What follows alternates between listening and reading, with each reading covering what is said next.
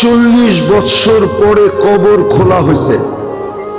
হ্যাঁ, 47 বৎসর পরে কবর খোলা হয়েছে। কত বৎসর পরে? 47 বৎসর পরে সুলতান মাহমুদ গজনবী রহমতুল্লাহ আলাইহির কবর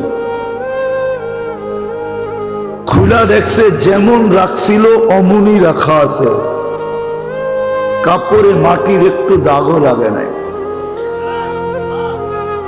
হাত দুইটা বুকের উপরে বাঁধা আছে। উঠায়া দেখছে নরম তুলতুলে, মনে হয় এই মাত্র ঘুমাইছে।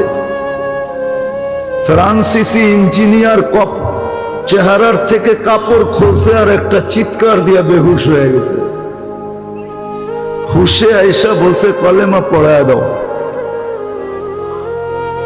বলছে কি দেখা কলেমা পড়লা? বলে ওটা বলা যাবে না, কি দেখা কলেমা পড়লাম। পড়ায়া দাও, এটা বলতেছি পড়ায়া দাও।